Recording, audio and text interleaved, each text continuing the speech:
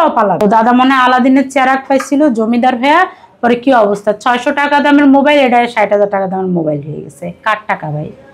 গাড়ি বহন নিয়ে যে গেছো এলাকায়, কার টাকা? এই টাকা কার? আপনার আমার, আমাদের কষ্টের টাকা। তারপরে এই হাসনাত আব্দুল্লাহ এবার ঈদের দিন সে কুমিল্লায় বৃষ্টিতে ভিজে ভিজে মাংস বিতরণ করেছে হাসনাত আব্দুল্লাহ। কেন ভাই? সারাদিন কি ঈদের দিন বৃষ্টি ছিল?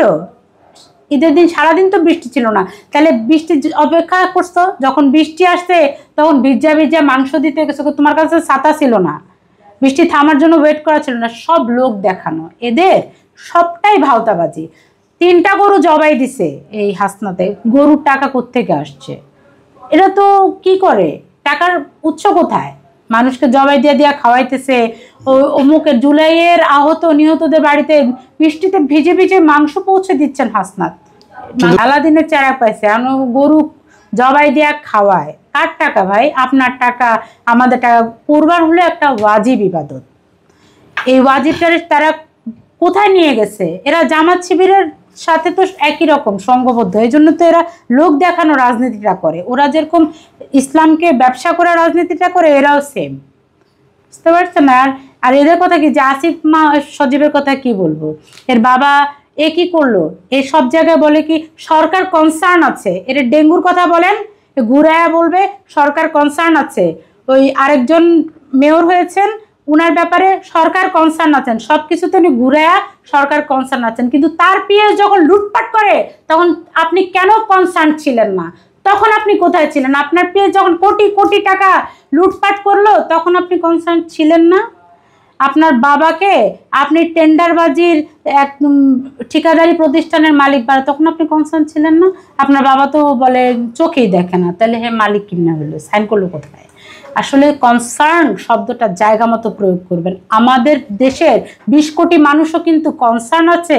আপনি কোথায় কি কোন কথাটা বলেন? আমরা কিন্তু কালো বিড়ালের কথা যেভাবে ভুলি নাই, আপনাদের কথাও।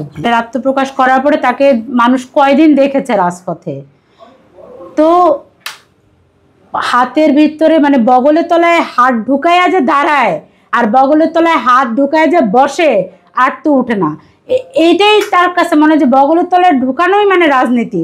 সারা বাংলাদেশে 20 কোটি মানুষকে সে 10 কোটি মানুষকে এক হাতে আর 10 কোটি মানুষকে আরেক হাতে নিয়ে 2 বগলের তলায় ঢুকায় বৈশা পেঁচাল পারে। এটা তো রাজনীতি না। এখন তারপরে কি করে? খেতে খেতে খেতে খেতে এত মোটা হয়েছে, ডানে বসলে আর বামে লড়তে পারে না, বামে বসলে আর ডানে লড়তে পারে না। শুয়া যে থাকে এত আরাম, এই ছেলের তো সেদিনও অবস্থা ভালো ছিল না, এত মোটা হয়েছে যেন হাঁটতেই পারে না।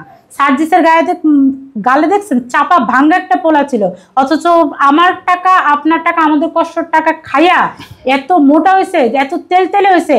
কত টাকা খরচ করে বিয়ে করছে, টাকাগুলো কোত্থেকে আসছে? বউরে অলংকার বানায় দেওয়ার টাকা কোত্থেকে আসছে? দেশের মানুষ যখন ধরবে তখন বুঝবেন যে অভ্যুত্থান কারে বলে। অভ্যুত্থান তো দেখেন নাই, মানুষ যখন দৌড়ানি দিব তখন বুঝবেন অভ্যুত্থানটা কাকে বলে। চাঁদাবাজি, টেন্ডারবাজি, ওই যে লুটপাট করে আওয়ামী লীগের দোষর ট্যাগ লাগায় মানুষের বাড়িঘর লুটপাট করে সম্পত্তি আত্মসাৎ করে ওইখান থেকে পার্সেন্টেজ পাচ্ছে প্রত্যেকটা নেতা। একটা একটা করে বের হবে। এখন তো আর আওয়ামী লীগের আমলে যেমন আওয়ামী লীগের দুর্গন্ধ ছড়ায় নাই, একটা একটা করে বের হবে যে এরা এই 11 মাসে যে এরা বাংলাদেশটাকে শেষ করে ফেলছে। এত টাকার মালিক হয়েছে এক একজন। আবার যখন ক্ষমতায় ছিল, যখন উপদেষ্টা মণ্ডলীতে ছিল, তখন নাইদার বলে দেখেন দেখেন আমার অ্যাকাউন্টে না মাত্র 10,000 টাকা। ওই যে বলেছিলাম ঠাকুর ঘরে কে আমি কলা খাই না, এরা এরকমই মানুষকে লোক দেখানো রাজনীতি করে। নাহলে এরকম হাজার হাজার প্রত্যেকটা নেতা কর্মী টেন্ডারবাজির সাথে যুক্ত, চাঁদাবাজির সাথে যুক্ত, তদবির বাণিজ্যের সাথে যুক্ত। এরা প্রত্যেকটা ছেলে মেয়ে সবাই এগুলা করে বেড়াচ্ছে। এদের মধ্যে কোনো সুস্থ ধারার রাজনীতি নেই, তো এদের মাথার মধ্যেও নাই। এদের মাথায় শুধু এটাই যে টাকা কামাইতে হবে, কারণ কবে না আবার ধরে ভাই যা কামাইতে পারি কামাই নেই, কামাইতেছে এবং যদি সুযোগ আসে এগুলোও পালাবে।